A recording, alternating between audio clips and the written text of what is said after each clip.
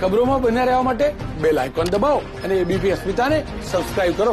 તમામ વચ્ચે મોટા સમાચાર આવી રહ્યા છે.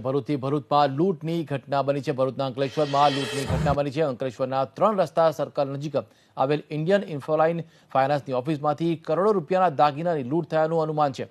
લૂંટની જાણ થતાં જ શહેર પોલીસનો કાફલો ઘટના સ્થળે પહોંચી ચૂક્યો છે. અંકલેશ્વરના 3 રસ્તા સર્કલ પાસે ઇન્ડિયન ઇન્ફોલાઇન ફાઇનાન્સની ઓફિસમાં આ ધોળા દિવસે લૂંટ થઈ છે. અંકલેશ્વરમાં ગોલ્ડ લોન આપતી સંસ્થામાં દાગીનાની લૂંટ ચલાવી લૂંટારુઓ ફરાર થયા છે.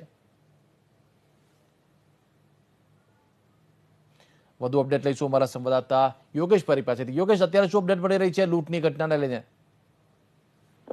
અંકલેશ્વરનો હૃદય સમાવા વિસ્તાર છે, 3 રસ્તા વિસ્તાર જેને કહેવામાં આવે છે. ભરચક વિસ્તાર છે અંકલેશ્વર શહેરનો, જેની અંદર વહેલી સવારે આ લૂંટની ઘટના બની છે. સ્વિફ્ટ કારની અંદર બુકાનીધારી લોકો આવ્યા હતા, એમને માસ્ક પહેરેલા હતા અને 4 લોકોએ હથિયારની અણીએ આ લૂંટ ચલાવી છે અને લૂંટ ચલાવી લોકો ફરાર થઈ ગયા છે. જોકે અંકલેશ્વરથી ભરૂચ બાજુ જવાનો માર્ગ છે, ત્યાં ગોલ્ડન બ્રિજ અને સરદાર બ્રિજ પર ટ્રાફિક જામ હોવાના કારણે પોલીસ હાલમાં એ લોકોને સુરત તરફ ગયા હોય તેવા અનુમાન રાખીને ચક્રો ગતિમાન કર્યા છે એમને પકડવા માટેના. આભાર યોગેશ, સમગ્ર મુદ્દે અપડેટ આપવા બદલ. તો પોલીસે સમગ્ર મામલે તપાસ શરૂ કરી છે. અંકલેશ્વરની ફાઇનાન્સ કંપનીમાં લૂંટારુએ કર્મચારીઓને બંધક બનાવીને બંદૂકની અણીએ આ લૂંટ ચલાવી. કરોડોની કિંમતના સોનાના દાગીનાની લૂંટને અંદાજ છે. કારમાં થઈ ગયા છે ફરાર લૂંટારુઓ, જેને સીસીટીવીના આધારે શોધખોળ શરૂ કરાઈ છે. સુરત તરફ આ લૂંટારુઓ ગયા હોવાની આશંકા સેવવામાં આવી રહી છે.